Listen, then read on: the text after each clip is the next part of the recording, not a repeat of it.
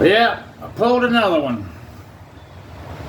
If you can look across this engine bay here, you're going to notice that there's no engine in this Fox body. I decided to go ahead and pull it, and I couldn't deal with the filth. The low compression was the biggest thing, really, but the filth was the second biggest thing. I hate that. I hate a filthy motor, and but it had 90 and 100 pounds of compression on a couple of the cylinders, and the rest of them, one of them was 160 something, and it's only a 9.2 to 1. I didn't realize 9.2 was going to jump up, I think it was like almost 165 on my compression gauge, pounds of pressure, which is quite a bit, just for being a little over a 9 to 1 engine. But it's only 225 horsepower. I looked all that up. And this is just an awful lot of work to go through and end up with nothing but 225 horsepower. I mean, that's just, I got to clean all this up. This is a big mess. All that. I'll probably paint it. Not paint the engine bay. Well, I might. It depends on how it turns out. But, I mean, it's just really dirty. Really dirty. All that's got to get cleaned up.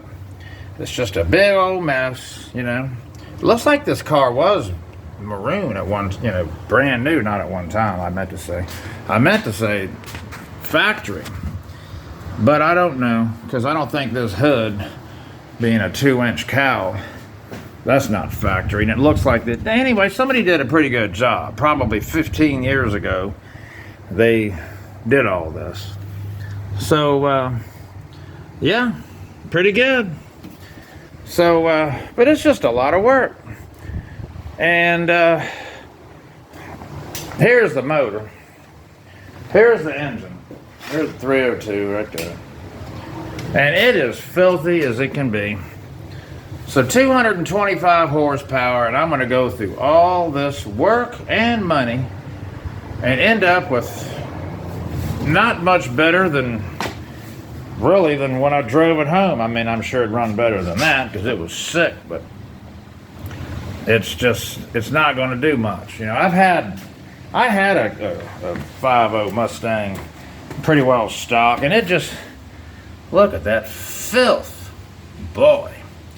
It just didn't really do much. I'm used to 400 horsepower, not 225, but it is what it is. In 87, they just didn't have a lot of power. I don't think hardly anything did. Not really. The government was still screwing with everybody, and the automakers were trying to figure out how to make power and gas mileage, and it's not easy, so I can understand. Anyway,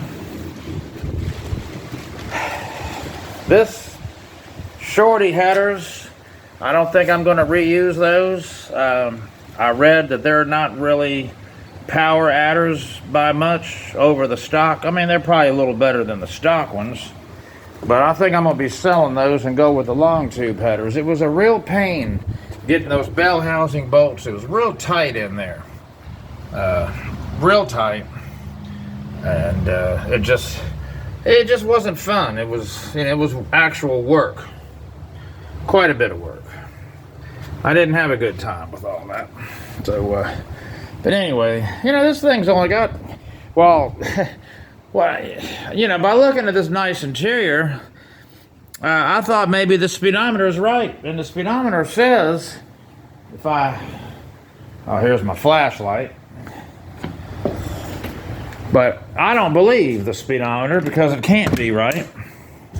Because it only says, what does that say? 58,000. But you notice there's no digit after that.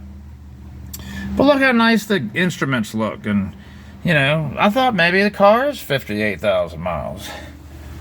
Look at the seats. It's nice. Well, the ashtray's open there. But it's a nice car. I just figured it's worth doing all this to. But it's not 58,000 miles with all that dirt. It's just not. And it's a sunroof car too. But anyway, I I got some work to do, and 225 horsepower is just not going to do it for me. So I've got some options. I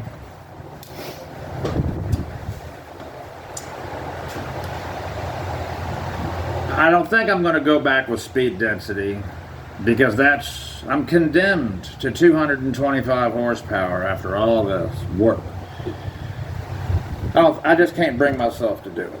Now I could go mass airflow, and then I have to buy all this other stuff, because the upper and lower intake, you got to buy all that. You got to buy the bigger injectors. You got to buy the mass air stuff. You got to change the computer or rewire parts of it. It comes in a kit. You can do that. Doesn't look terribly difficult. And you got to buy the big, throttle body.